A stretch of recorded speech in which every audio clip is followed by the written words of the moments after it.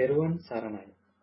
ඔබ මේ සවන් දීමට සූදානම් වන්නේ පූජ්‍යපාද අලව්වේ අනෝමදස්සී ස්වාමීන් වහන්සේ සමග ශ්‍රාවක පිරිසක් පැවැත් වූ පෞද්ගලික සාකච්ඡාවක පටිගත කිරීමකටය. මෙය පෞද්ගලිකව පැවැත් වූ සාකච්ඡාවක් වුවද එහි සාකච්ඡා වන ධර්ම කරුණු ධර්මයේ සොයන බොහෝ දෙනාට ප්‍රයෝජනවත් වේ යන අදහසින් අන්තර්ජාලයට මුදා හැරෙන. එම නිසා මෙහි පටිගත කිරීමේ ගුණාත්මක භාවය ඇතුළු අනිකුත් නොවැදගත් කරුණු සඳහා අවධානය යොමු නොකර සූත්‍රයට හා විනයට ගලපා බලා ධර්ම කරුණු පමණක් උකහා ගැනීමට උත්සාහවත් වන ලෙස මෙත් සිතින් සිහිපත් කරමු. තෙරුවන් සරණයි. හාමුදුරනේ මේ මම අහන්න හාමුදුරනේ පළවෙනි ප්‍රශ්නේ. හාමුදුරනේ අපි හාමුදුරනේ මේ අතීතයමනේ හාමුදුරනේ සිහි කර කර කියන්නේ අතීතයමනේ අපි ජීවත් වෙවි ඉන්නේ හාමුදුරනේ. ඒතර හාමුදුරනේ මේ කජ්ජනීය සූත්‍රය හාමුදුරනේ මේ පටන් ගන්නනේ හාමුදුරනේ මහණනී අතීත කාලෙහි මෙබඳු රූප ඇතියෙම් විමි යයි හෝ සිහි කරන්නේ රූපස්කන්ධයම සිහි කරයි කියලා ඊට පස්සේ හාමුදුරනේ මේ කුමකින් රූපය කියන්නේද කියලා කියනවනේ හාමුදුරනේ. එතන හාමුදුරනේ රුප්පතිතිකෝ භික්කවේ තස්මා රූපන්ති උච්චති කියලා සඳහන් කරලා තියෙනවනේ හාමුදුරනේ. ඊට පස්සේ හාමුදුරනේ කුමකින් මේ රුප්පති කේන රුප්පති කියලා හාමුදුරනේ සීතේන පිරුප්පති උන්නේන පිරුප්පති එහෙම හාමුදුරනේ ටිකක් පෙන්වනවනේ හාමුදුරනේ. ඊට පස්සේ හාමුදුරනේ අපිට හාමුදුරනේ දැන් ඔහොම මේ රුප්පතිතිකෝ භික්කවේ තස්මා රූපන්ති උච්චති කියද්දී හාමුදුරනේ අදහසක් එනවනේ හාමුදුරනේ මෙහෙමයි නිකන් මෙහෙමයි කියන්නේ වගේ කියලා. ඒත් හාමුදුරනේ අර උඩින් ඒ සූත්‍රය තියෙනවනේ හාමුදුරනේ අතීත කාලයේ මෙබඳු රූපය ඇතියෙන් විමියයි හෝ සිහි කරන්නේ රූපස්කන්ධයම සිහි කරයි කියලා. එතකොට අපි හාමුදුරනේ අපිට එහෙම ගන්නත් බෑනේ. අපිට අතීතයමනේ සිහි වෙන්නේ. එතකොට හාමුදුරනේ මේ එතන හාමුදුරනේ මේ එතන හැම අපිට වැටහෙන්නේ හාමුදුරනේ ඒ මේ එතකොට හාමුදුරනේ අපිට රූපය හොයන්න වගේ ගියා වගේ අදහසක් නේ හාමුදුරනේ එතන එන්නේ හාමුදුරනේ. අපි අර මේ හිතද්දි මෙහෙමයි කියලා. එතකොට හාමුදුරනේ මේ මට හාමුදුරනේ දැනගන්න හාමුදුරනේ එතන රූපය කියන එක තව ටිකක් මේ විස්තර කරන්නයි මේ මම ඒ අහපු විදිහේ පොඩි ගැටලුවක් තියෙනවා කියලා අහන්නයි හාමුදුරනේ. දැනගන්න පුළුවන්ද හාමුදුරනේ? ඊට පස්සේ සරණයි. ඇත්තටම ඒකේ තව හිතන්න පැති ගොඩාක් තියෙනවා. මොකද අපි ගොඩක් වෙලාවට අර ඉගෙන ගන්නකොට මම නිතරම කියන කාරණාවක් තියෙනවා මේ අපි දන්න يعني අපිට දැන් තියෙනවනේ මේ අපේ රාමුවක් මනින රාමුවක් මොනවා හරි දෙයක් කියද්දි මනින රාමුවක් තියෙනවා. එතකොට ওই රාමුව නැතුවයි අපි ඉගෙන ගන්නට ඕනේ නැත්තේ. ඒ රාමුව එක ඉගෙන ගන්න යමු වෙනකොට අපි දන්න කියන්නේ අපිට මේ පැත්තේ ඉඳලා මනින්න එකක් තියෙනවා ඒ කියන කාරණාවට. එතකොට කියන කාරණාවට යන්නේ නැහැ. බුදුරන් වහන්සේගේ ධර්මීය අහන්න යනකොට මම හිතන්නේ අපි ගොඩක් කතා කරලත් පෙන්නවා අනුපිල්ල කතාව කරලා ඊළඟට හිත කර්මන්නේ ඍජු බවට පත් වුනහම කලින් අපි දන්න කාරණාවක් එක්ක හරි හිත නොයා ඒ කරුණ ඉගෙන ගන්නට ඕනේ. කලින් දන්න කාරණාවක් එක්ක හිත කිහිල්ලා නම් ඒ කියන කාරණාව ඉගෙන ගන්න බෑ. අපි දන්න ටිකක් තමයි දාන්නේ. දැන් බුදුරණවහන්සේගේ ධර්මය ඉගෙන ගන්න යනකොට අපි දැනගන්නට ඕනේ කොපමණ යොමුවක් එතෙන්ද තියෙන්න ඕනද කියලා. ඒ යොමුව නිවැරදිව ඇති වුණේ නැත්නම් අපි කොච්චර දේශනාවක් ඉගෙන ගත්තත් වැඩක් නැහැ. ඇයි අපි දන්න ටික තමයි ඒක ඉගෙන ගන්න. ඉතින් ඒක නිසා අද ගොඩාක් වෙන්නේ ওই කාරණාව. දැන් මේ කජ්ජනීය සූත්‍රය ඇත්තටම මේ රූප වේදනා සංඥා සංකාර විඥාන කියන කාරණා එක්ක ඒ විග්‍රහයක් තියෙන්නේ. දැන් මෙතන පෙන්නනවනේ මේ අතීතයේ කියන්නේ එවං රූප අහෝසින් අතීත. එතකොට මේකේ මේ කියන්න යන කාරණාව ඉස්සලා බලන්න ඕන සූත්‍රයේ තියෙන. එතන පෙන්නනවා යේහිකේච බික්කේ සමනාව බ්‍රාහමනාව අනේක විතම් පුබ්බේ නිවාසං අනුස්සරමානා අනුස්සරಂತಿ සබ්බේතේ පංච උපාදානස්කන්ධේ අනුස්සරಂತಿ ඒතේ සංවා අනිතරං. දැන් ඔන්න ඔය අපි ඔය මුල එක ඉඳලා බලන්න ඕනේ. දැන් මෙතන පංච උපාස්කන්ධයක් ගැන කියන්න යන්නේ නැහැ. දැන් අපට මතක් වෙන්නේම පංච උපාස්කන්ධයක් ගැන කියන්න යනවා කියලා. මෙතන පින්නන්නේ අතීතය සිහි කිරීම ගැන තමයි. ඒ කියන්නේ අතීතය සිහි කරනකොට සිදුවෙන දේ. එතන මෙතන ප්‍රධාන වෙලා තියෙන්නේ పూర్ව නිවාසිත අතීතයක් සිහි කරනකොට කවුරු හරි ශ්‍රමණ බ්‍රාහ්මණයෙක් අතීතයක් සිහි කරනකොට ඒ සියල්ලක්ම සිහි කරන්නේ පංච උපාස්කන්ධයක් හෝ ඒතේ සංගාඤ්ඤතරන් නැත්නම් තවත් කෙනෙක් මොනවා හරි කාරණාවක් කියන එකක් තමයි පැහැදිලි කරන්නේ. එතකොට දැන් අපි මෙතනදී කතා කරන්න ගත්තොත් එහෙම පංච උපාස්කන්ධයක් ගැන කතා කරන්න යන්නේ කියලා අර යොමු වෙච්ච ක්‍රමයේ වැරදි. යොමු වෙන්න තියෙන්නේ මේ අතීතයේ සිහි කිරීමේ විග්‍රහයක් තියෙනවා. එතකොට අතීතයේ සිහි කිරීමේ විග්‍රහයේ දැන් අතීතය කියන කාරණාව එක ජීවිතේ වැඩිපුරම යොමු වෙනවනේ හරි. එහෙනම් අතීත සිහි කිරීම කියන කාරණාව මොකක්ද කියන නිර්වචනයයි පැහැදිලි කරන්නේ. එතකොට එතන එහෙනම් අතීතයේ සිහි කිරීම කියලා කියන තැනම පංච උපාදානස්කන්ධයක් තමයි යෙදීම. අනුස්සරමානෝනේ. අන්න ඒක හොඳට තේරුම් ගන්න. ඒ කියන්නේ සිහි කරනවා නම් සිහි කරන්නේ මොකද්ද? පංච උපාස්කන්ධ. අනුස්සරණේ. එතකොට අනුස්සරණය කියන කාරණාවේ යෙදීමේ කෘත්‍ය තමයි පංච උපාදානස්කන්ධ කියන කාරණාව.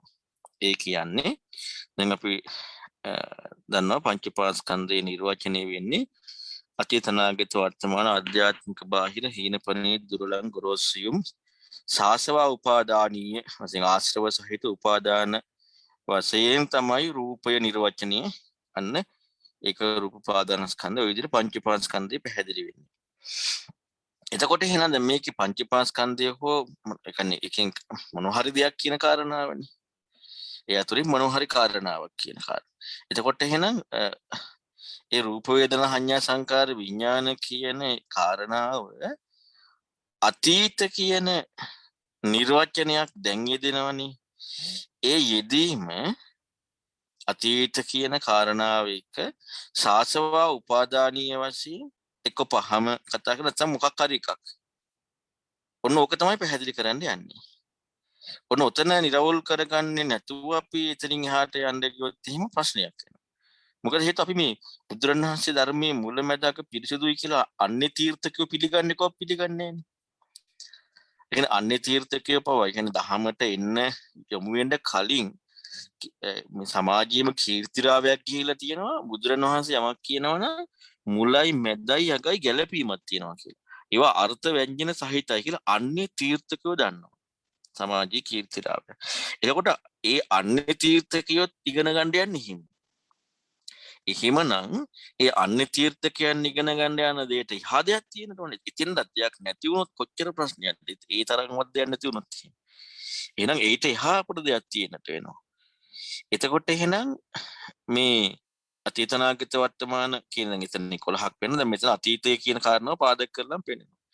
එතකොට අන්න ඒක රූප වේදනා සංඥා සංකාර විඥාන කියන එක සාසවා උපාදානීය හැටියට යෙදෙනකොට ඒ යෙදීමක් තමයි තියෙන්නේ කියලායි පැහැදිලි කරන්නේ.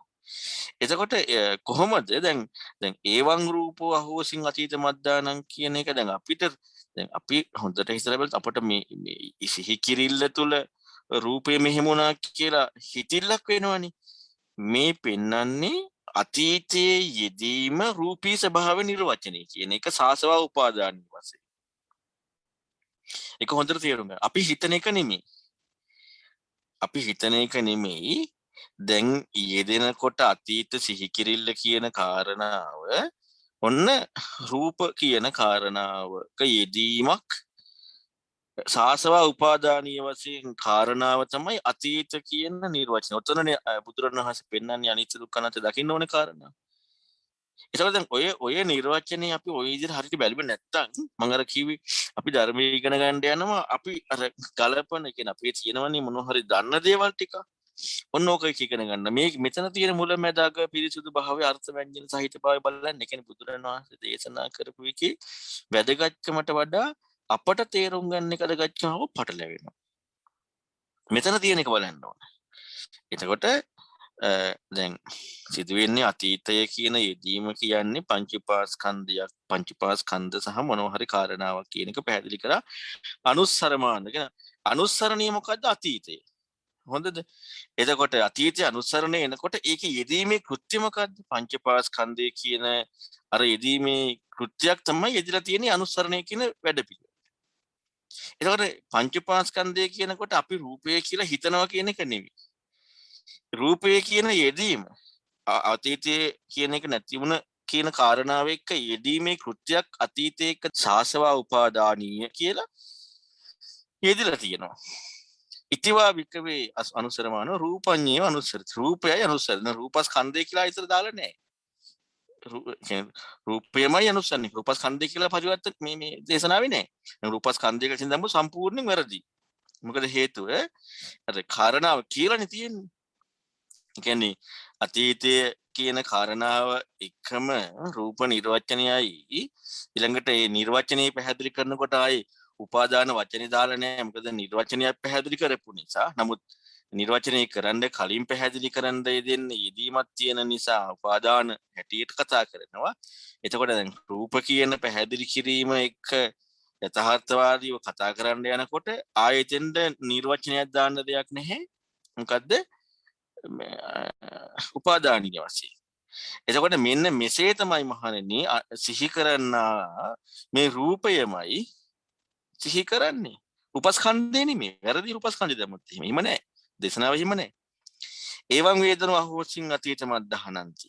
ඊළඟට ඒ විදිහටම ඔන්න මෙන්න මේ විදිහටයි වේදනාව කියලා. වේදනාව කියලා හිතනව නෙමෙයි යෙදීම වේදනාව.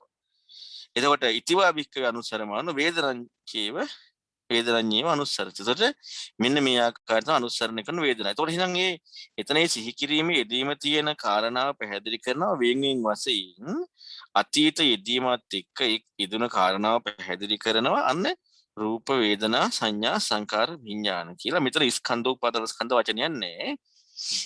මෙහෙමයි සිහි කරන්නේ. යෙදීම කියන්නේ. එතකොට ඔන්න ඔය ටික ඔය කාරණාව නිරවුල් කරගන්න නැත්තම් එතනින් එහා ඉගෙනගෙන වැඩක් නැහැ. මොකද හේතුව එතන තියෙන පද පිළිවෙලේ ගැළපිල්ල අර්ථ ව්‍යංජන පිළිවෙල මේ ඔක්කොම බලන්නට ඕනේ. ඒව බලන්න නැතුව කිව්වොත් එහෙම අර්ථ නැහැ. අපිට දැනුමක් ඇති කරගන්න එක හරියි. නමුත් අර්ථයක් හොයන්න බෑ. මොකද අර්ථයක් මැදින් හොයන්න බෑනේ. මුලමෙදක පිරිසිදුයිනේ පිළිවෙලයිනේ, කල්යාණයිනේ, අර්ථ ව්‍යංජන සහිතයිනේ. ඉතින් එහෙනම් ඒ පිළිගැනීම අන්‍ය තීර්ථකයන්ට තියෙනවානේ. එතකොට එහෙනම් ඒකත් එක්ක යොමු වෙන්නට ඕනේ. ඒතකොට මෙන්න මේ නිරවුල් භාවය එක්ක මේ පැහැදිලි කරපු නිරවුල් භාවය එක්ක තමයි මොකද්ද රූපේ කියලා පැහැදිලි කරන කිංච බික්කේ රූපං වදේත. මොකද්ද මේ මොන කාරණාවකින්ද මේ රූපය කියලා වදාරන්නේ. එතකොට රූපය කියලා වදාරන කාරණාවේ අර්ථය පැහැදිලි කරනවා රුප්පතිතිකෝ බික්කවේ තස්ම රුප්පති කියන එක. රුප්පති කියන කාරණාව අපේ භාෂාවේ ගොඩක් නැහැනේ. කියන්නේ රුප්පති කියලා කියන්නේ රුප්පණී වෙනවා නැත්නම් මේකට ඉද්දෙනවා. ඒ වගේ වචනයක් කියනවා. කියන්නේ ඒක තමයි ඒකේ අර්ථය. ක්‍රියාවක්. රුප්පති කියලා කියන්නේ මොකද්ද? ක්‍රියාවක්. නාම පදයක් එහෙම නෙමෙයි ඈ. ඒතකොට ක්‍රියාව රුප්පති රුප්පණී වෙනවා කියන එක. ඒතර වෙන ඕක තමයි රූපය කියන්නේ. ඒතර මේ රුප්පණී වෙන කුමකින්ද රුප්පණී වෙන්නේ කියන කාරණාව අර සීතලෙන් උණුසුමින් කියලා අර වෙන පැත්තක් මේක මේ යෙදෙන්න පැහැදිලි කරන. හැබැයි රූපය කියන එකට අර්ථය රුප්පති කියන එක. රූපය කියන එකට අර්ථය රුප්පති කියන එක. කොහොමද රුප්පණී වෙන්නේ කියනකොට තමයි සීතලෙන් උණුසුමින් බඩගින්න පිපාසයෙන් මෙන්න මේ විදිහට පැහැදිලි කරනවා. එතකොට ඒ කියන්නේ වෙන විදිහ. හැබැයි රූපය කියන එක රුප්පණී. ඉතින් ඔන්න දැන් අපිට මතක් වෙන්නේ අර දේවල් ටිකනේ අර එකක් මතක් වෙනවා නැත්නම් සීතලක් වෙන්නේ. ඒක පෙන්නේ උදාහරණයක් ඇටියට මේ රුප්පණය කියන කාරණාව අර්ථාන්විත කරලා පෙන්නන්නේ. රුප්පණය කියන කාරණාව අර්ථාන්විත කරලා පෙන්නන්නයි පෙන්නේ. ඉතින් ඔන්න ඔය විදිහට ඉතුරු ටිකෙත් පැහැදිලි කරනවා. වේදනාව කියන්නේ මොකද්ද? වේදේති විදිනවා කියන දහසට වේදනාව කියනවා. ඒක තමයි එච්චරයි. ඒතර මොනවද විදින්නේ කියලා ඊළඟට පැහැදිලි කරනවා. සැප විදිනවා, දුක විදිනවා, දුක්ඛ සුඛ. හැබැයි වේදනාව කියන්නේ විදිනවා කියන අර්ථයට. වේදනාව කියන්නේ විඳිනවා කියන අර්ථයට. එතකොට මේකේ මේ තියෙන පිළිවෙල හොඳට බලන්න ඕනේ. මොකද මේ බුදුරණවහන්සේ පුදුම ලස්සනකට ධර්මයක් කියලා තියෙන. අර අපට ඕන විදිහට කැලි ගන්න කියලා නෑ. එතකොට දැන් මේකේ මේ අර්ථය තහවුරු ගන්න කියන්නේ විඳීම කියන අර්ථය ඉස්මතු කරලා පෙන්නන්න අර විඳීම කියන කාරණාව යෙදෙනව පැහැදිලි කරනවා. ඊළඟට අහනවා සංඥාවදී මොකද්ද මේ සංඥාව කියලා කියන්නේ? ඒතකොට සංජානාති. ඒතර මේ ඔක්කොම ක්‍රියාවන් හඳුනා ගන්නවා කියන අදහස. එතකොට දැන් මෙන්න මේවා යෙදුන විදිහනේ මේ අතීත කියන කාරණාව සිහි කරද්දී. එතකොට මේවා එකක් කියලා ලැබුණ විදිහ නෙවෙයි. යෙදුන විදිහ. යෙදුන විදිහ. අතීතයේ කියන කාරණාව සිහි කිරීම කියද්දී යෙදුන විදිහ මේ පැහැදිලි කරන්නේ. එතකොට ඒ පැහැදිලි කරපු යෙදුන විදිහේ පංචපාස්කන්ධය කියලා පැහැදිලි කරා.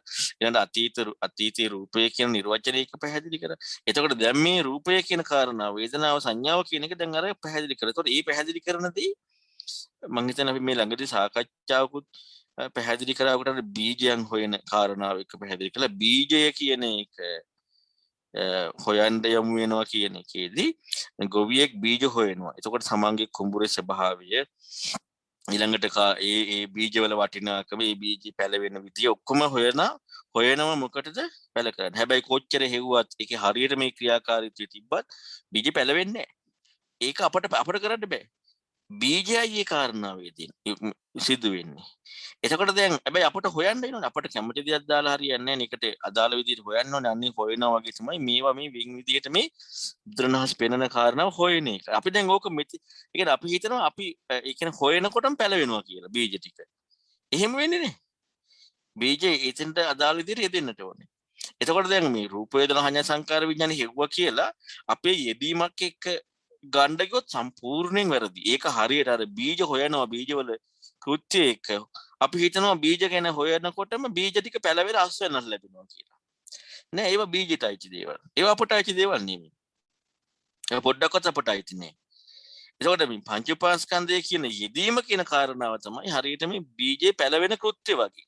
ඒක බීජයටයි අයිති. දැන් අපට ඒක ලැබුණොත් එහෙම පංච උපාස්කන්ධයේ හැටියට එතන පටලැවිල්ලක් තියෙනවා. අපට හොයන්න තියෙන අර බීජයේ ස්වභාවය හොයනවා වගේ රූප වේදනා සංඥා සංකාර විඥාන හොයන එක. එතකොට දැන් ඔන්න සංඥාව කියනවා හඳුනා ගන්නවා කියන අර්ථයට. එතකොට ඒක යෙදෙන විදිහක් පැහැදිලි කරලා ඉස්මතු කරනවා. මොකද්ද? නිල් ඊළඟට කහ පාට ಜಾති හඳුනා ගන්නවා කියලා. කියන්නේ හඳුනා ගැනීම දැන් පාට ගැන නෙමෙයි කියන්නේ. දැන් අපට ඔක පටලැවෙන්න පුළුවන්. අන්න ඒකයි වැඩි තියෙන්නේ. මේ හඳුනා ගන්නවා කියන එකට පාට ගැන කතා කරන්නේ.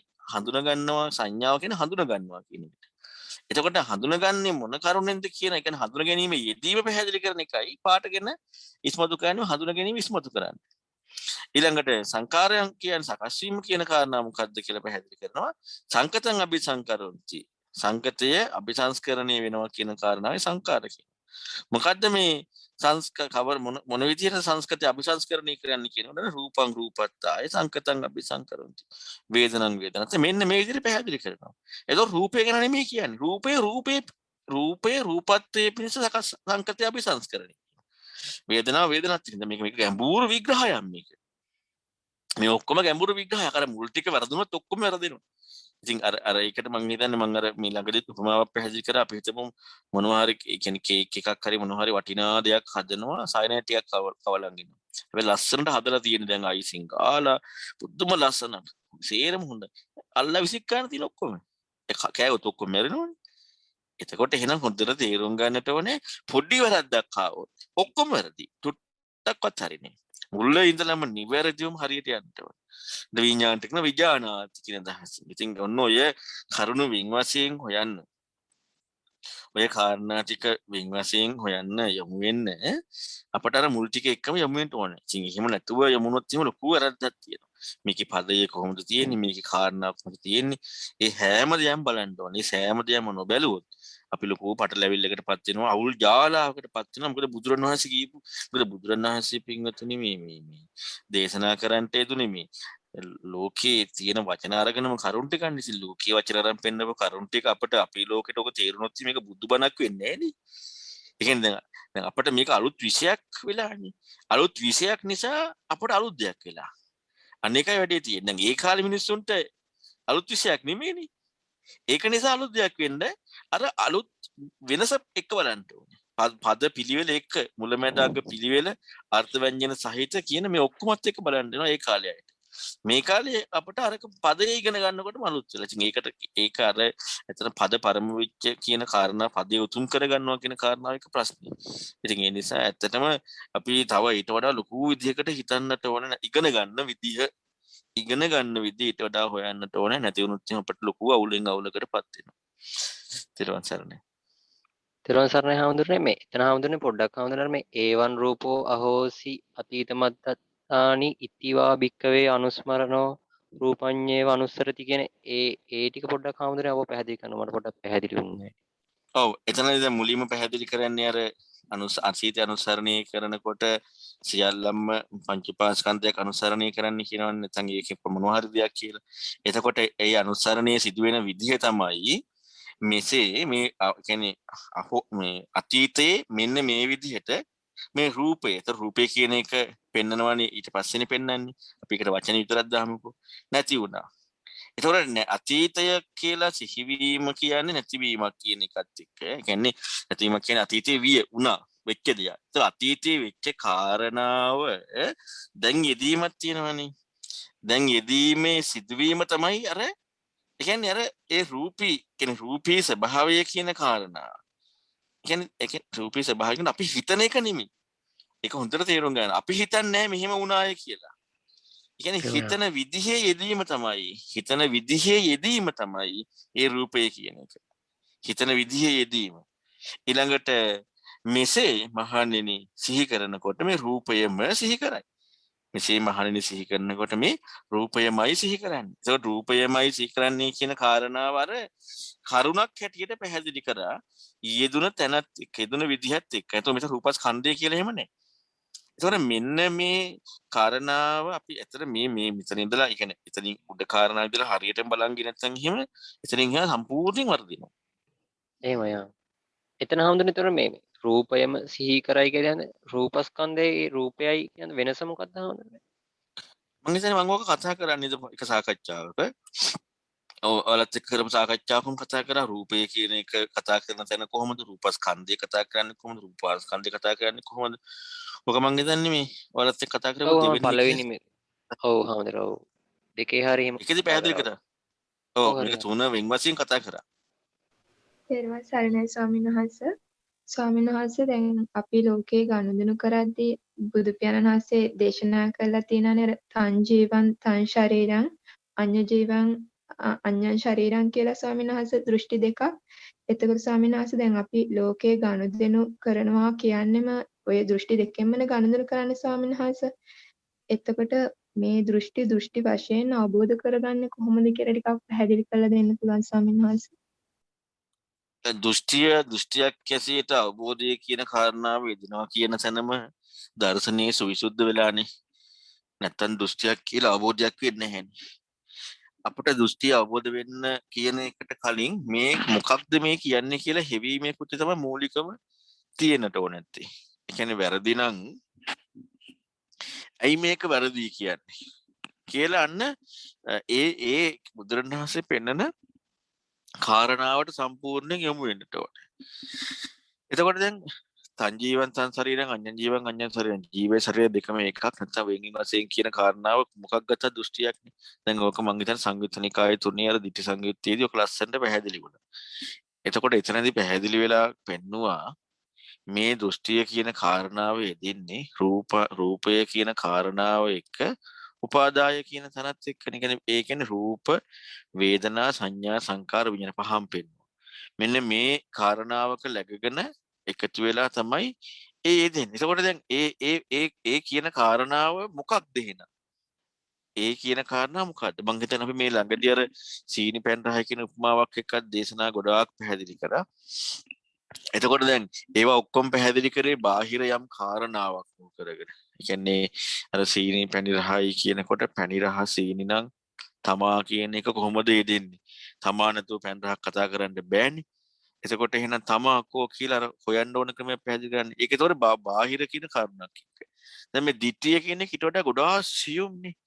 එතකොට ඔන්න ඔය කාරණාව එක්ක බලනකොට දැන් ඒ හිතලා ගත්ත ditthියක් තියෙනවනේ. ඒ කියන්නේ හිතලා ගත්ත ditthියක් කියන්නේ ජීවයයි ශරීරයයි කියන කාරණාව එක්ක එකක් නැත්නම් දෙකක් කියන කාරණාව වෙනින් වශයෙන් තියෙනවා. නැත්නම් එකට තියෙන මොනවා හරි ක්‍රමයකට ගත්තොත් දැන් අද නම් ගොඩක් වෙලාවට දෙන්නේ එකක් කියන හැඟීමක් කියන ගොඩක් වෙලාවට දෙන්නේ. දැන් දෙකක් කියනවත් දෙන්න පුළුවන්. එතකොට මෙහෙම යෙදුනට පස්සේ ඒ යෙදීම කියන කාරණාවම මොකද්ද? රූපයක් කියන එකක්. ඒ කියන්නේ ඒක වේදනාවක්, සංඥාවක්, සංකාරයක්, විඥානයක්. ඒතකොට දැන් ඔය කාරණාව නිවැරදිව විචක්ෂණීය කරලා සකස් වීමක් කියන ඥානය ඇති වෙච්ච සෝතාපන්න වෙච්ච කෙනෙක් ඉන්නවා නම් ඒක නැතුව කෙනෙකුට වෙන්නේ නැහැ නේ. දැන් ඒ විචක්ෂණීය කරන්න යොමු වීම තමයි මාර්ගය. එතකොට මේ විදිහට විචක්ෂණීය කරන්න දහමට නැමිලා දැන් මේ කජ්ජනී සූත්‍රය පෙන්නනවා වගේ ඒ කාරණා විචක්ෂණයට යොමු කරන්න ඕනේ. එතකොට ඒ ධර්මයේ තියෙන විදිහට. එහෙම යොමු වුණාට පස්සේ මොකද වෙන්නේ? අන්න අර ඒ යෙදීමම නේතම්මම නේසු හමස්වින මේසවත්තාච. එතකොට අර එහෙම වෙන්නේ අර ඒ කාරණා අනිත්‍ය කියන නිර්වචන. අනිත්‍ය කියලා කියන්නේ නැති වෙනවා කියන එක නෙමෙයි. ඒක අපි මේ ළඟදී ලස්සන සූත්‍රයක් හම්බුණා ලෝකාවලෝකන සූත්‍රයේදී පැහැදිලි වුණා අනිත්‍ය නිර්වචනයේ තියෙන්නේ දැන් යේන හිමඤ්ඤති තතෝ තං හෝති අඤ්ඤතා. යමක් හංගීද එයින්මය අඤ්ඤතාවයි කියලා. දැන් අපි හිතන්නේ ඊට වෙනස් කියන්නේ ඒක වෙනස් වෙනවා කියලා නෑ බුදුරණවහන්සේම නේ පෙන්නන්නේ. එයින්ම ඒ අඤ්ඤතාවයි. ඒක නැති වෙනව නෙමෙයි. එතකොට දැන් රූපයේ අනිත්‍යයි කියලා නිර්වචනයේ පැහැදිලි කරනකොට රූප වේදනා සංඥා සංකාර විඥාන කියන මේ පහම එක. ඒතර රූප කියන්නේ රුප්පති කියන එකත් එක්කනේ වේදේති කියන එකත් එක්ක වේදනාව.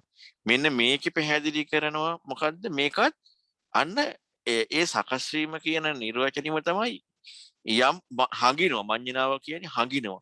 යේනහි මඤ්ඤති හැඟීමක් කියන එක. එතකොට දිට්ඨියක් කියලා කියන්නේ හැඟීමක්. ඒ කියන කාරණා. ඒකට ඒ හැඟීම කියන එක හැඟීමක්නේ. හැබැයි දැන් විචක්ෂණශීලීව ධර්මයට යොමු වෙච්ච කෙනා දහමත් එක්ක බබත් එක්කනේ. අපේ අද්දකින් ලෝක එක්ක නෙමෙයි. දහමත් එක්ක යමු වුණාම අර යේන යම් අඤ්ඤනාවක් ඇද්ද එයින්ම ඒ අඤ්ඤතයි. එයින්ම ඒ අඤ්ඤතයි කියන්නේ ඊට පස්සේ අඤ්ඤතා නෙමෙයි. එතකොට ඔන්න ඔය කියන කාරණාව තුලම අර läග ගන්නවා හෝ läග ගන්න තියනවා හෝ නෑ හෝ කියන ඒ කරුණ එදෙන්නේ නෑ. අනිත්‍ය නිර්වචනේ එහෙම. එතකොට ඔය විදිහට ඒ දෘෂ්ටිය කියන්නේ මෙන්න මේ කරුණු පහක් එක්ක යෙදීමක් සහ ඒ යෙදීම කියන එක අන්‍ය වෙන බව අන්‍ය යෙදීම අන්‍ය වෙනවා නෙමෙයි එයින් මේ අන්‍ය වෙනවා කියන්නේ. එයින්ම යන්නේයි. යමක් හගීද එයින්ම යන්නේයි. එතකොට අර ජීවිතයේදීමේ läග ගන්නවා කියන එක දෙන්නේ. ඒතර ඔය නුවණ දර්ශනීය සවිසුද්ධ වීමත් එක්ක නේද දෙන්නේ. එතකොට මොකද වෙන්නේ? දිට්ඨියට ඉඩ නැහැ. එතකොට දිට්ඨියට ඉඩ නැහැ. එහෙනම් ඒ දිට්ඨිය ප්‍රහාණය වෙන්නේ දිට්ඨිය කියන කාරණාව මොකක්ද? දැන් ඇත්තටම දැන් මෙතන මේ කජ්ජනී සූත්‍රයේ අතීත කියන කාරණාව එක්කනේ පැහැදිලි වුණේ. දැන් අපි හිතමුකෝ මේ දිට්ඨිය කියන එක අපට හරි කියලා ප්‍රණීතයි කියලා හම්බුණා කියලා. නැත්නම් අපි හිතමුකෝ අපට මේ දිට්ඨිය කියන එක එපා හීනයි කියලා හම්බුණා කියලා. නැත්නම් අපි හිතමුකෝ ඒක සියුම් කියලා හම්බුණා කියලා. නැත්නම් අපිට හිතමුකෝ ගොරෝසු කියලා හම්බුණා කියලා. දැන් මේ මොකක් හරියදී මන්නේ ඔන්නෝක තමයි අර පංච උපාස්කන්ධය කියන නිර්වචනය කතා කරන්න තියෙන්නේ. ඒ කියන්නේ ඒ යෙදීමක් එක්ක රූපය වේදනාව මේ කරුණු ආශ්‍රව සහිත උපාදානීය වශයෙන් යෙදීම. ඔක තමයි අර පංච උපාස්කන්ධය කියන නිර්වචනය. එහෙමනම් ඔය යෙදීම අනේ තියෙන්නේ. දැන් ප්‍රණීත හරි හීන හරි මේ සියුම් හරි ගොරෝසු හරි කියන්නේ අර ඒ තමන්ගේ හිතන ක්‍රමයක් එක්ක මොකක් හරි එක යෙදීමක්. එතකොට ඒ යෙදුනේ මොකද්ද? ඒ යෙදුනේ රූපණය විඳීම දැන ගැනීම හඳුනා ගැනීම මෙන්න මේ ක්‍රියාවක් මේ ස්වභාවය. එතකොට ඒ කියන්නේ මොකද්ද කියලා හොයනකොට තමයි ඥානයක් ඇති වෙන්නේ. තමන්ගේ සිතුවිල්ලක් වුණා ආයෙ මඤ්ඤණාවක් නේ ආයෙ හැකීමක් නේ. සිතුවිල්ලක් නැතුව ඥානයක් ඇති වෙනවා. යම් ආකාරයෙන් හඟිනවද ඒයින්ම අන්‍යතාව වෙනවා. ඒයින්ම අන්‍යතාවය. එතකොට එහිම යමු වුණාම තන්නේ තම්ම වෙනකොට දෘෂ්ටියක් තියෙනවද නැද්ද නැති වුණාද තිබ්බ එකක් නැද්ද කතාව ඔක්කොම ඉවරයි. ඒ ඉතින් තියෙන ඒයින් මේ අනිතා වෙනකොට නේතම්මම නම් මම නෙවෙයි කියලා දර්ශනයක් වුණා නම් යතහභූත වශයෙන් ඒ දෘෂ්ටිය දෙන්නේ. ඔන්න ඕක තමයි ප්‍රතිපදාව වෙන්න ඕන නැත්තේ. එහෙම නැතුව අපට අපි වෙන ඒ කියන්නේ ඔකට ඇත්තටම එකම ප්‍රතිපදාව එහෙනම් මොකද්ද? එකම ප්‍රතිපදාව තියෙන්නේ දෘෂ්ටියක් කියන කාරණාව කියන්නේ මොකක්ද කියන එක හොයලා ඒ පැහැදිලි කරපු දැන් මේ කජ්ජනී සූත්‍රය පැහැදිලි කර අතීත අනුසරමාණය ගැනත් ඒ වගේම මේ ditthිය කියන කාරණාව එක්ක බලනකොටත් ඒ විදිහටම තමයි. එතකොට ඒ කාරණාව වෙන අර රූප වේදනා සංඥා සංකාර විඥාන කියන මේ කරුණු වෙන වෙනම හෙවීමේ කෘත්‍යයේදී ඒක යෙදීමක් ලැබීමක් හැටියට නැතුව ඒ යේන හිමඤ්ඤති යමක් යම්මාකාරයෙන් වඤ්ඤනාද එයින් මිය අනේතා වෙනවා කියන ඔන්න ඔය නුවණ ඇති වෙච්ච තැනදී දිට්ඨියක් දෙන්නේ. එතෙක් දිට්ඨි ඒකමයි ඉන්නේ. එතකොට එහෙනම් සම්පූර්ණයෙන්ම අර අනුගත වීම, දහමට නැමීම මෙන්න මේක තමයි ප්‍රධානම කාරණාව. ඒ කියන්නේ ජීවිතයේ යෙදෙන සියලු දේ නිස්සාර බවත් එකයි ඒ දහමට ඒ විදිහට නැමෙන තැනදී අපේ ජීවිතයේ යෙදෙන කරුණු එක කිසිදු දෙයක් එක ගැළපීමක් හෝ අනුගත වීමක් වෙන්නේ නැහැ. ඉතින් ඒක තමයි දිට්ඨි ප්‍රහාණය වෙන විදිහ. ස්වාමීන් වහන්සේ දැන් අනිත්‍යතාවය පැහැදිලි කරද්දී අර යමක් හඟීද එයින්ම එය අන්‍යයි කියලා පැහැදිලි කරන්නේ ස්වාමීන් වහන්සේ. එතන ඒතුර කියන්නේ අර අභ්‍යන්තර බාහිර හීන ළඟ දුර කියන ඒ 11 ආකාරයෙන් ඒ කියන්නේ මිදෙන ස්වභාවයක්ද ස්වාමීන් වහන්සේ? 11 ආකාරයෙන් මිදෙනවා කියන එක නෙමෙයි. ඒකට අපිට 11 ආකාරයක් තියෙනවානේ. අපි ඒකට 11 ඒ මොනවා හරි 11 ආකාරයේ කරුණක් එක තමයි යෙදීමක් වෙලා තියෙන්නේ. දැන් මේ කජ්ජනී සූත්‍රයේ අතීතයක් ගැන කියවා. දැන් ඔබතුමිය කතා කරපු කාරණාවේදී දෘෂ්ටියත් එක්ක ඕනනම් ඒක හීනද ප්‍රනීතද සියුම්ද ගොරෝසුද ආධ්‍යාත්මික මොකක් හරි ඒ යෙදුන විදිහක් තියෙනවානේ. මේ යෙදුන විදිහ. එතකොට ඒ යෙදුන විදිහ දැන් ඒ ධර්මයකට ඥානයකට යොමු වෙන්න තියෙන්නේ ලෝකේ ඉන්න කෙනෙක් එක්කනේ. හැබැයි ඊතර වීමේ කෘත්‍යනේ ඥානිය. එතකොට ලෝකේ ඉන්නවා කියලා ගැනීමක් ඉදලා තියෙනවානේ. තමා කියන කාරණාවක් ඒ මැනීමත් එක්කනේ ඔය ඕන කාරණාවක් ඉදලා තියෙන්නේ. එතකොට එහෙනම් ඒ විදිහට යෙදුන කාරණාවේ යෙදිලා තියෙන්නේ රූප වේදනා සංඥා සංකාර විඥාන කියන කරුණු සාසව උපාදානීය වශයෙන්. ඒ සාසව උපාදානීය වශයෙන් යෙදිච්ච කාරණාව රූප වේදනා ආදී දේ හොයාගෙන යන තැනදී මොකද වෙන්නේ? ඒ ඥානය ඇති වුණාට පස්සේ තමන්ට නෙමෙයි හම්බෙන්නේ. තමන්ට හම්බෙනවා නම් ආයෙත් හැංගීමන්නේ. ආයෙත් ඒක තමා කියලා ආයෙ ගෙනිල්ලන්නේ. එතකොට අර ඒතර මේක සම්පූර්ණයෙන් මේ ධර්මයේ තුල තියෙන ප්‍රධානම කාරණා තමයි විමුක්ති සාරා කියන එක. හරිය විමුක්තිය ලැබීම සාරා නෙමෙයි. තමන්ට අනාත්මයි කියලා හරි මම නෙවෙයි කියලා හරි අරකින් එතර වෙනවා කියලා හරි ලැබෙන්නේ නැහැ. ඒතකොට ලැබිලා නේකත් විමුක්තිය කියන එකේ අර්ථාන්විත භාවයක් නෑ. විමුක්තිය කියන එකේ අර්ථාන්විත භාවයේ සැබෑවටම තියෙන බුදුරණවහන්සේගේ ධර්මයේ විතරයි. අනිත් ඒවාගේ මොනවා හරි ආයේ ලැබෙනවා. එතකොට එහෙනම් අපි හිතමු මේ වගේ ඊතර වුණා කියලා අපට ලැබුණා කියලා ඉතින් ඒ ලැබෙනවා කියන එකකට ආයෙ ලැබෙන්නේ. එතකොට ඒක ප්‍රණීතයි. ප්‍රණීත ලැබීම. ඒතකොට අපි හිතමුකෝ දැන් තමා නෙවෙයි කියලා මෙතන තමා කියලා ගන්න එක වැරදි. මෙහිම මඤ්ඤණාවක් කියලා ගන්න එක මඤ්ඤණාවක්. මේක මෙයින්ම අනිතා වෙනවා කියලා මේක තමයි ඇත්ත කියලා ලැබුණා කියන එක ප්‍රණීතයි. ආයෙත් එදිලා. එතකොට දැන් කොහෙන් ගත්තද එදිනවා. ඒකනේ බුදුරණවහන්සේ පෙන්නන්නේ අර ගද්දුලබද සූත්‍රයේ දංගලකින් බල්ලෙක් කණුවක ගැට ගැහුවාට පස්සේ උට කොහොම හරි ලගින්න තියෙන්නේ ඒ කණුව වටා හරන්න වෙන කොහොමවත් නෙමෙයි. ආයෙ ගිහිල්ලා කැරකිලා එන්න පෙන්නම තමයි.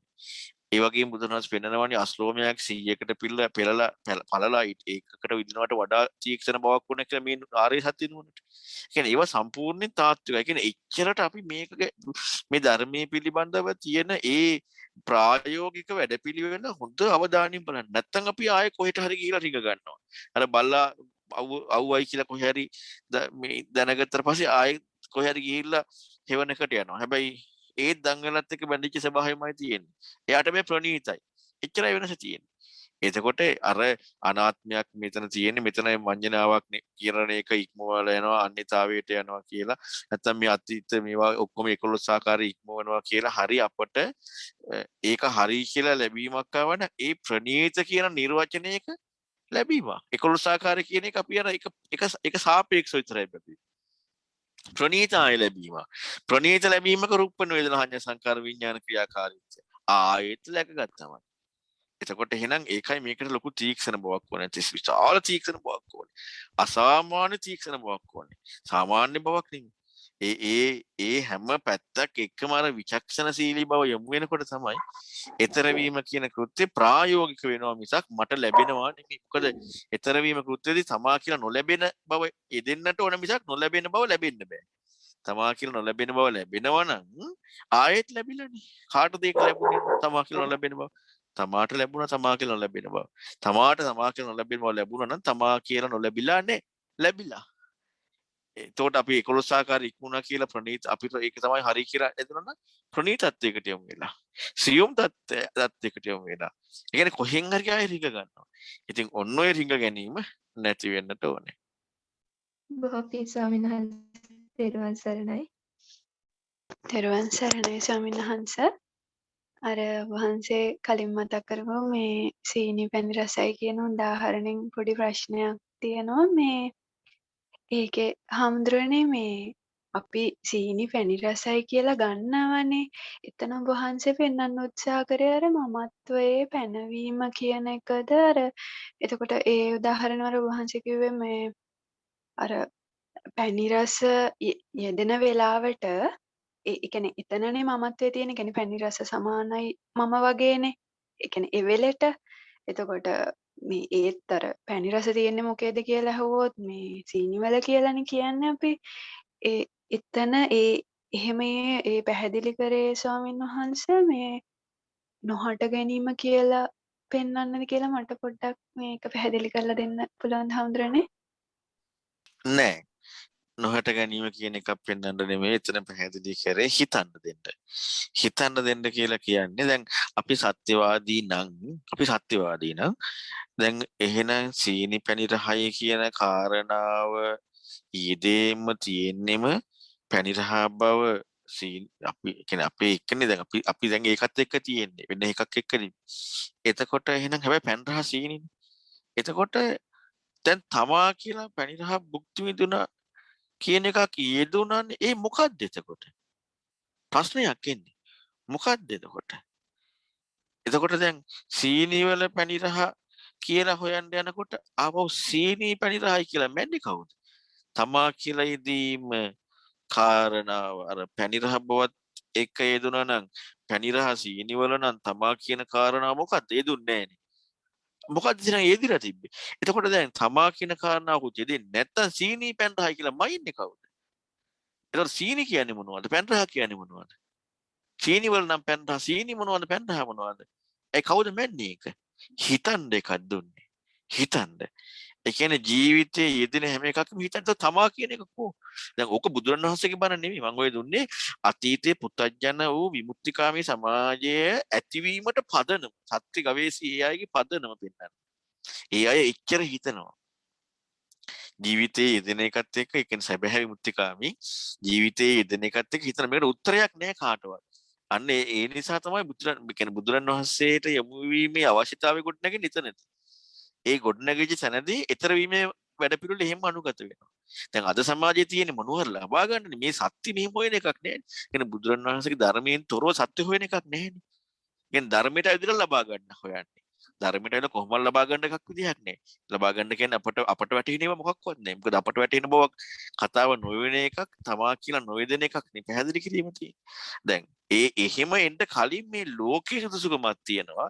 ඒ විමුක්තිකාමී සමාජය තුළ මේ ජීවිතයේ ඇත්ත හොයන එක. දැන් අපි දන්නවනේ විද්‍යාඥයෝ ගණිතඥයෝ හිම මොනවා හරි කාරණාවක් අරගෙන තාම සියුම බලාගෙන යනවනේ යාලා. කියන්නේ යාලගේ විශේෂ ධාරාවත් එක්ක හොයාගෙන යනවනේ. දැන් අපි ඒ කට්ටියට ලොකු තැනක් දෙනවනේ. යාලගේ ගතියත් එක්ක. ඇයි අපි මේ විමුක්තිකාමී සමාජ මිනිස්සු ඒිට එහා දෙයක් කියලා හොයාගන්න ගියා. බුදුරණවහන්සේගේ ධර්මයේ නෙමෙයි. විමුක්තිකාමී සමාජයේ කියන්නේ හිතන මිනිස්සු. අර කට්ටිය භෞතිකත්වයට එක්ක ගියේ. ඒකෙත් උපරිමයට සියුම් යන දැන් අපි ගත්තොත් දැන් පරමාණු ප්‍රෝටෝන මේ හැමවත් ගිහිලා තව ඊට ප්‍රති ඉලෙක්ට්‍රෝන මේවත් දැන් ක්වොන්ටම් ෆිසික්ස් වලින් තව එහාට ගිහිල්ලා එන එච්චර හොයනවනේ මේකම කාරණාවස්. ඒ කියන්නේ ඒ භෞතිකත්වයට එක්ක. හැබැයි සත්‍යවාදී විමුක්තිකාමී බුදුරණවහන්සේගේ ධර්මයෙන් තොර මේ ජීවිතයේ යෙදෙන කොහොම හොයනවා. ඔයිට එහා හොයනවා. අන්නේ හෙවීමේ කෘත්‍ය පෙන්වන්නයි පැහැදිලි කරේ. එහෙම හොයන තැනදී උත්තරයක් නැහැ කාටවත්. මොකක්ද එහෙනම් මේක? දැන් මොලේ ප්‍රඥාව නුවණ අඩු වෙච්ච කෙනෙකුට ගන්න පුළුවන්. මෙතන මම කියලා දෙයක් නැහැ කියලා. ඒ ප්‍රඥාව අඩුයි එයාලගේ. මොකද හේතුව මම කියලා දෙයක් නැහැ කියන එක බොරුවන්නේ. ඒ ඉතින් එහෙනම් මොකද යෙදුනේ? ඊළඟට තවත් ප්‍රඥාව අඩු කෙනෙකුට හැබැයි අරට වඩා ප්‍රඥාව වැඩි. තවත් ප්‍රඥාව අඩු කෙනෙක් කරනවා මෙතන මම තමා කියලා ඉන්නවා කියන එක අතරදී නෑ කියන එක අතරදී. එතකොට අන්න ඇත්තෙත් නෑ කියන කාරණාව එක්ක යනවා. හැබැයි මේ ඔක්කොම මොකකට කොටු වෙනවා. ඒ කාරණාව ගිහිලා ආයෙ කොටු වෙනවා. එතකොට ඒ විදිහට මේ කොටු වෙවි තමයි හැම වෙලේම යන්නේ. බුදුරණවහන්සේගේ ධර්මයක් හම්බෙච්ච තැන විතරයි. එතකොට එතනදී පැහැදිලි කියන්නේ මේවා එක ඉස්මතු කරලා පෙන්නුවේ සම්පූර්ණයෙන්ම අර හිතීමේ ගතිය ඉස්මතු කරන්න. ඒ කියන්නේ විමුක්තිකාමී සමාජය තුළ මේ හිතන්න ඕනේ කියන කාරණාව. දැන් ඒක ඇත්තටම අද තියෙන්නේ හිතන එක නෙමෙයිනේ නිවන් දකින්න ඕනේ. ඒ කියන්නේ අර අතීතයේ තිබිච්ච කියන්නේ ඒ චින්තනයේ නෙමෙයි තියෙන මොනවා හරි ගන්න. අම්බෝ හසරින් නිදහස් වෙන්න ඕනේ කියලා නිවන් දැකීම ගන්න. අපට මොනවා හරි අපට ලබා ගන්නයි අපි කැමැත්ත තියෙන්නේ. සත්‍යවාදී හිතන එක නෙමෙයි. සත්‍යවාදී හිතන තැනදී අසරණකමත් එක්ක සැබෑ කෙනෙකුට යොමු වීමයි සිදුවිය යුත්තේ. එහෙනම් ඒ සීනි පැන් රහගෙන උපමාවත් එක්ක මේ මුළු ජීවිතේ එදීමත් එක්ක ගත්තට පස්සේ අර තමා කියලා ඉන්නවයි නෑයි නෙමේ ඒ දෙකම වැරදි මොන විදිහට ගත්තත් ආයෙ ගන්නවා. මොකද හේතුව එච්චරටම අර දෘෂ්ටි වලට රිංග ගන්නවා. හැබැයි සත්‍යවාදී කෙනා නම් හොයනවා. ඔන්න ඔය හොයන චින්තනයක් ඇති වෙච්ච කෙනෙකුටයි බුදුබණ තියෙන්නේ. එවැනි චින්තනයක් ඇති වෙච්ච කෙනෙකුටයි බුදුරණවහන්සේගේ ධර්මයේ තියෙන්නේ. එයාට දැන් වෙන දෙයක් නෙමෙයි ජීවිතේ තියෙන්නේ. ඇයි මෙවැනි ප්‍රශ්නයක් තියෙනවා. මොකද්ද එහෙනම් මේ? ඔන්න ඕකත් එක්ක මේ චින්තනයට අනුගත වෙන්න ධර්මයක් පෙන්නනවා. ඒක හැබැයි යාට ලැබෙන්නේව නෑ. ලැබෙන්නේ හොයාගන්න යන කෙනා දෘෂ්ටි වලට යනවා. ලැබෙන්නේව නෑ. මෙවැනි සත්‍ය ගවේෂි කෙනෙක්ගේ ධර්මයට යමුනා නම් අන්න යාට එතන සිදුවෙන දේ තමයි ඊතර වීම. ඉතින් එතන පෙන්නුවේ සත්‍ය ගවේෂී චින්තනයක් ඇති කර ගැනීම සඳහා. තෙරුවන් සරණයි. ගොඩක් පිං හාමුදුරනේ වහන්සේ උදාහරණ පෙන්නපු මේ කාරණාව තේරුණා. තෙරුවන් සරණයි හාමුදුරනේ. තෙරුවන් සරණයි හාමුදුරනේ. හාමුදුරනේ එතන අර වහන්සේ පෙන්වන්නේ එතන මේ සීනි පෙන් රහයි කියන කාරණේ එතන හාමුදුරනේ එතන සීනි කියන එක කියන්නේ ඒ ගැනීම සීනි බවින් එතන ගැනීමම ආත්මීයතාවයක්ද තියෙන හාමුදුරනේ?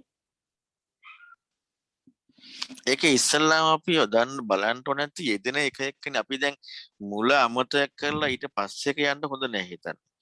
ඉස්සල්ලාම යෙදෙන කාරණාව එක්ක. ලෙදෙන එක පැණි රහ කියන කෘත්‍ය එක්කනේ. එතකොට දැන් මෙතන එතනින් තමයි පටන් ගන්න ඕන නැති. දැන් අපි දැන් එතනින් දැන් අපි හරියට මේ අර සාමාන්‍ය සමාජයේ කතාවක් තියෙන්නේ මොකද හත්ජවත් ඉද අමුඩේ ගහනවා කියලා. ඔන්න ඔය වගේ වැඩක් වෙනවා. ඒ කියන්නේ අපි එතන යෙදෙන එක ඉස්සලාම් බලන්න ඕන. සීනි පැණි රහයි කියන අපි යෙදීම ඒකනේ. පැණි රහ බව කියන එක. ඒතර පැණි රහ බව කියන කාරණාව එක්ක හොයාගෙන යන තැනදි තමයි එතනින් එහා තමයි අර සීනි පැණි රහයි කියන එක. ඒතර කොහොමද යෙදෙන්නේ එහෙනම්? කියන කාරණාවට යමු වෙන්නේ.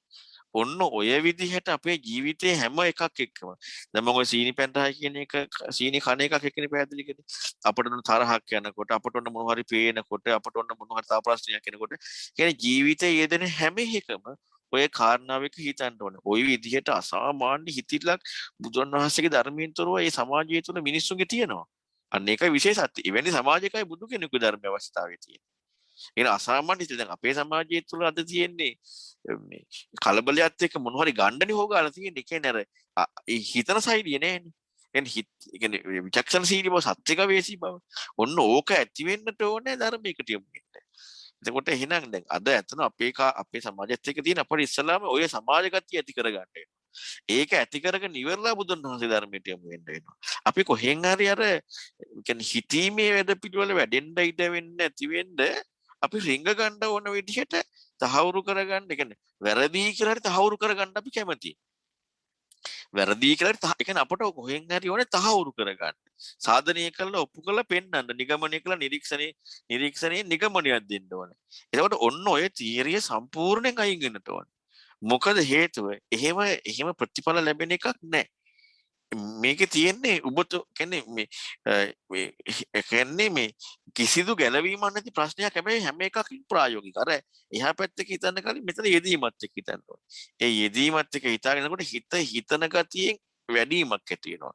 ඕකයි විචක්ෂණශීලී භවයේදී යෙදෙන්නේ. කිං කුසල ගවේෂීනේ. විචක්ෂණශීලී භව කියන්නේ මොකක්ද කියන එක හොයන එක. මේකයි කියලා ළඟ ගන්න එක නෙමෙයි. දැන් මෙතන එහෙනම් සීනි පැන්ටහයි දෙකම ආත්මයෙන් මැන්නේ කියලා දැක්ගත්තා. මොකද්ද මේ කියලා හෙවීම නැහැ. කියන්නේ මොකක්ද මේ කියලා හෙවීමේ කෘත්‍යයටයි ප්‍රඥාව කියන්නේ. කිං කුසල ගවේෂී. ඉදන් මේකයි කියලා ලැග්ගන්න එක නෙමෙයි. මොකක්ද මේ කියන්නේ? හිතන ගතිය. එතකොට එහෙනම් ඒ හිතන ගතිය ඉස්මතු වෙන තමයි මම ඔය හැම උපමාවක් එකම පැහැදිලි කරන්නේ, උදාහරණයක් එකම පැහැදිලි කරන්නේ මේ හිතන ගතිය ප්‍රකට කරන්නේ. හිතීමේ ස්වභාවය ඉස්මතු කරන්නේ. හිතලා ලැබෙන එක නෙමෙයි. කියන්නේ ගානක් ලියලා උත්තරයක් ලියන එක නෙමෙයි. දැන් අපි හිතමු ගානක් තියෙනවා, අනුකරණයේ ගානක් තියෙනවා, ඊළඟට උත්තරේ තියෙනවා. හරි. හැබැයි වැරදි වුණාට. අපි හරි කිව්වට වැරදි. ඇයි මේ ඉලක්කම් දෙකක් දෙපැත්තේ තියෙනවා එච්චරයි. ගාන කියන්නේ ලෙහෙන විදිහට. ගාන කියන්නේ හදන විදිහට. ප්‍රශ්නෙටයි උත්තරෙටයි නෙමෙයි ගාන කියන්නේ. ඒ නිසා මේකට ලකුණු බිඳුවයි. ලකුණක් දෙන්නේ කොහොමද මේකට? තනිකර වැරදි.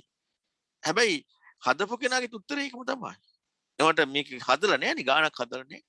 අර හදන ක්‍රමේ, හිතපු ක්‍රමේ, හිතන විදිහ ඔන්න ඕක අපට අමතක වෙනවා. දැන් ඔය ටික අපට කොපි කරලා ලියන්න පුළුවන් නේ. දැන් අපි හිතමු හදපු එකම ලියනවා කියලා කොපි කරලා. ඒත් ගණන් හදලා නැහැ. ඒත් හදලා නැහැ. එතකොට ඒක නෙමෙයි අර ඒ කාරණාවක හිත අන්න එයාගේ හිතීමේ ගතිය අඩු වෙනවා. දැන් අද අපි ගොඩක් ලාට කරන්නේ ඒ හිතීමේ ගතියට නැතුව නිගමනයකට ඉඩ දෙනවා. ආයෙ läග ගැනීමකට ඉඩ දෙනවා. හරියට හිතුවොත් කිසිදු විදිහකින් läග ගන්න එකක් හම්බ වෙන්නේම නැහැ. එයාට හම්බ වෙන්නේම හිතන්න කාරණාවක් විතරයි. අන්නේ හිතීමේ කාරණාව දිගටම යෙදෙන්නයි ඕන විදිහට අර මුලින් ඉඳලම අපි යන්නට ඕනේ. ඉතින් ඒකට අපට ජීවිතයේ යෙදෙන අර හැම එකක් එක්කම හිතන්න පුළුවන්. එහෙම හිතනකොට අපට ඇත්තටම ප්‍රශ්නයක් කියන්නේ මොකක්ද එනම් මේ? ඒ කියන්නේ තමා කියන්නේ කවුද? මොකද්ද මේ යෙදුනේ? එතකොට තමයි බුදුරණවහන්සේගේ ධර්මය අවශ්‍යයි. අන්න එතනදි මේ මෙන්න මේ රූප වේදනා. ඒ කියන්නේ මේක හැටියට නිකන් බලෙන් ඇති කරගන්න බෑ. අපට හිතලා අසරණ භාවයක් ආවොත් පිළිසරණකට යමු වෙන්නේ. අනාගතයේ අසරණතාවයක් වේවි කියලා පිළිසරණක් දාගන්නවා කියලා එකක් වෙන්නේ නැහැ. අසරණ භාවයේ අන්ත අසරණ භාවයේ දෙන්නට ඕනේ. ඒ වගේම හිතීමේ ගතිය වැඩි වෙන්නට ඕනේ. මේ ඔක්කොමත් එක්ක තමයි අර බුදුරණවහන්සේගේ ධර්මයේ අවශ්‍යතාවය. කියන්නේ බුදුරණවහන්සේ ධර්මයේ කියන්නේ පංච උපාස්කන්ධයට නෙමෙයි. පරිසම්පාද ධාතු ආයතන ස්කන්ධ වලට නෙමෙයි. බොජ්ජංග වලට නෙමෙයි. ඊතර වීමේ කෘත්‍යය. මේවා ඔක්කොම ලෝකේ වචන. දැන් අර පරියාය සූත්‍රයේ ඊයේ කතා කරා අපි අග්ගි සූත්‍රයේ මෙත්ත සූත්‍රයේ අනිත්‍යයත් ප්‍රඥාව දුර්වල කරන නීවරණ ප්‍රහාණය කරනවා බොජ්ජංග භාවිතා කරන අනිතීර්ථකයෝ ඊළඟට මෛත්‍රිය වඩනවා සතර බ්‍රහ්ම විහරණය වඩනවා ඔක්කොම කරන අනිතීර්ථකයෝ. ඉතින් ඒව අනිත්‍යය දන්නවනේ. හැබැයි මේ ඊතර වීමේ කෘත්‍ය එක්ක මේක වෙන එක ඒක බුදුරණවහන්සේගේ ස්වභාවයයි. අන්න ඒ කාරණාවට තමයි ධර්මයේ බුදුරණවහන්සේගේ ධර්මයේ කියන්නේ. ඔන්න ඔය ස්වභාවය වෙන්නේ හැබැයි අර හිතීමේ ගතියත් එක්ක. ඉතින් ඒ හිතීමේ ගතිය අපි වර්ධනය කරගන්නට ඕනේ. ඒක වර්ධනය කරගන්න නැතුව අපි කොච්චර ඉගෙන ගත්තත් අපි අපිට දැන් ලොකු හානියක් වෙන එකක් තියෙනවා. අලුත් දැනුමක් නිසා, අලුත් විවහාරයක් නිසා, අලුත් වචන ටිකක් නිසා අර භාෂාවක් ඉගෙන ගැනීම තුළින් ධර්මයක් ඉගෙන ගත්තාය කියලා තවත් සෑහීමකටපත් වෙනවා. හිතීමේ ගතියක් නැහැ. භාෂාවක් ඉගෙනගෙන සෑහීමකටපත් වෙනවා මේ ධර්මයේ ඉගෙන ගත්තායි කියලා. ඒක විවහාරික සමාජයේ තිබිච්ච භාෂාව. ඒ පංච පාස්කන්ධයේ පිළිබඳ ඒවා ඒ සමාජයේ භාවිතා කරපු දේවල්. අර පුප්ප සූත්‍රය පැහැදිලි කරලා පෙන්නන්නේ. අනිශ්‍රමනෝරුත් පැහැදිලි කරන්නේ පංච පාස්කන්ධයේ අනිත්‍ය දුක්ඛ ස්වභාවයත් එක්ක මමත් කියන්නේ ඒකමයි කියන වෙනසක් නැහැ. අනිත් ඒ කියන්නේ බුදුරණවහන්සේගෙන් බාහිර අනිත් මුත්‍තිකාමී. හැබැයි මේකේ පෙන්වන වෙන ක්‍රමයක් තියෙනවා. ඒතර වීමේ කෘත්‍ය එක්ක. ඔන්න ඔය වෙනස තමයි මේ අර හිතන ගතියත් එක්ක යෙදෙන්නේ. නැත්තම් අර ටික තමයි ඉගෙන ගන්න. පංචපාස්කන්ධය අනිත්‍යයි දුකයි වෙනස් වෙනවා කියලා ඒ අනිත්‍යය දන්නවා. ඒක බුදුරණස් ලස්සන පුප්පසුටි පැහැදිලි කරනවා. ඊළඟ තව දේශනාවල පැහැදිලි කරනවා. ඉතින් අනිත්‍යය දන්නේ බුදුරණවහන්සේ දැන් බුදුරණවහන්සේ වෙන දෙයක් කියන්න බෑ. කොහොමද ලෝකේ වෙන වචන නැහැනේ. හැබැයි ඒ දන්න කරුණු එක්කම දුන්න විග්‍රහයේදී ඒකයි මගේ මුලැමැදාග පිරිසිදුව ඒ කියන්නේ අර්ථවංජන සහිතව බලන්න ඕනේ කියලා. ඒ දුන්න විදිහේදී තමයි හම්බ වෙන්නේ ඊතර වීමේ වැඩපිළිවෙල එක යෙදෙන විදිය. ඔන්න ඕක හරියට ඉගෙන ගත්තේ නැත්නම් ඔය කරුණු හරියට යෙදෙන්නේ අලුත් භාෂාවක් ඉගෙන ගත්තා විතරයි. ඉතින් ඒ නිසා අපි නිගමන වලට යන්නේ නැතුව හිතීමේ ගතිය ඇති කරගන්නට යමු වෙන්න ඕනේ. එහෙම බොහොම පිං ස්වාමීන් වහන්සේ. තෙරුවන් සරණයි හඳුරන්නේ මට තව ප්‍රශ්නයක් අහන්න තියෙනවා මේ ඔබ වහන්සේගේ අර දේශනාවක තිබර ප්‍රායෝගිකව මෛත්‍රිය වඩන එකේ අර ඒ දේශනාවේ මේ බුද්ධානුස්සති භාවනාව මේ මෛත්‍රී භාවනාව ඒත් එක්කම අර කල්යාණ මිත්‍ර භාවනාව වගේ මට මතක ඒ අර කල්‍යාණ මිත්‍රයා වහන්සේට නැමීමත් එක්ක අන්න ඒක පොඩ්ඩක් පැහැදිලි කරන්න පුළුවන්ද හාමුදුරනේ? ඒ කියන්නේ එතන ඒ අදහස් කරන මෛත්‍රිය චුට්ටක් උදාහරණ කීපයකින් පොඩ්ඩක් පෙන්වන්න පුළුවන්ද? ඔව් එතන මෛත්‍රිය පෙන්වන්න නෙමෙයි මං කිය එතන පැහැදිලි කරේ මෛත්‍රියකට පහසුවක් තියෙනවා කල්‍යාණ මිත්‍ර භාවනාවත් එක්ක කියලා. කල්‍යාණ මිත්‍ර භාවනාව කියලා එකක් තියෙනවානේ සම්බෝධිපක්ඛි සූත්‍රයේ. ඒක ලස්සනට පැහැදිලි කරනවා ඒ කියන්නේ මේ අවබෝධයටපත් වෙන ප්‍රතිපදාවේ භාවනා ක්‍රම. ඒ කියන්නේ මුල ඉඳලා පළවෙනි එක තමයි කල්‍යාණ මිත්‍ර භාවනාව. ඒ කියන්නේ කල්‍යාණ මිත්‍රයාගේ වැදගත්කම කියන එක ඉස්මතු වෙන විදිහට පුරුදු කිරීම. ඔන්න ඔය කාරණාව පුරුදු කරනකොට තමයි කල්‍යාණ මිත්‍රයාට නැවෙන්න යොමු වීමක් වෙන්නේ. එතකොට එහෙම නොවුනොත් එහෙම අපි අර නැවෙන්නේ නැහැනේ. ඒ කියන්නේ අපි දන්න දේත් එක්ක යනවනේ. හැබැයි ඉතින් ඒ කාරණාවට දර හිතීමේ ගතිය ඉදිරිය තියෙන්නත් ඕනේ. අර හිතීම ගතිය නොදෙච්ච කෙනෙකුට උනත් අර හරි කල්‍යාණ මිත්‍රයෙක් කමුත් වටිනවා පුණ්‍ය ශක්තියත් එක්ක කවදා හරි එකට ඉඩක් දෙන එක. නමුත් හිතීමේ ගතිය දෙන්නත් ඕනේ. ඒ හිතීමේ ගතියත් එක්කම දැන් අපි හිතීමේ ගතිය නැති කෙනෙක් හිතමුකෝ. එයාට ඉතින් කොහොමත් ඒක ඕනේ. මොකද හේතුව හිතීමේ ගතිය නැති කෙනා කොහොමද අන්නත්තර වෙනවනේ. එහෙම නොවුනොත් එහෙම. එහෙනම් හිතීමේ ගතිය තියෙන කෙනාට කොහොමත් නැති කෙනාට කොහොමත් ඕනේ.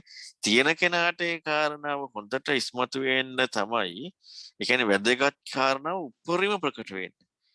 වැදගත්කම.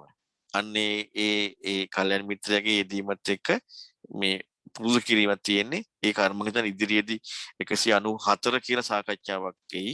අන්න ඒකේ ඔක ලස්සනට තවත් ප්‍රායෝගික විදියටම පැහැදිලි කරලා තියෙනවා. ඒ කාරණාව තව ගොඩාක් විදියට. ඉතින් ඒක අහනකොට තව ටිකක් ඔක තේරුම් ගන්න පුළුවන්. තෙරුවන් සරණයි. තෙරුවන් සරණයි ස්වාමීන් වහන්සේ. හොඳයි එහෙනම් අපි අවසන් ඔව් කරමු සියලු දෙනාටම තෙරුවන් සරණයි. ඇත්තටම ඉතින් ඔක දිගට ওই විදිහට කරගෙන යන්නට ඕනේ හැම වෙලේම අර මේ කියන්නේ දැන් ධර්ම දේශන අහන එක ඒකේ තියෙන පිළිවෙලත් එක්ක බලන එක ඒවා ඉගෙන ගන්න එක මම හිතන්නේ ගීසරේ අපි කතා කරලා භාෂාව සම්බන්ධ ඉතින් ඒ භාෂාව සම්බන්ධයෙන් වැදගත් විශේෂයෙන් වැදගත් භාෂාව ඉගෙන ගන්න එක ඉතින් ඔය කරුණු ඔය සියල්ලක්ම ඉතින් ටික ටික කරමින් මේ සත්‍යවාදී බව දෙන්නට ඕනේ. එහෙම නොවුනොත් එහෙම අපි කොහේ හරි ගිහිලා රිංග ගන්න එකක් තමයි වෙන්නේ. ප්‍රතිපදාත්මකවම අනාත්ම බව ඉස්මතු වෙන්නේ නැති එක. ඉස්මතු වෙන්නේ නැහැ. ඒක හොඳට තේරුම් ගන්න.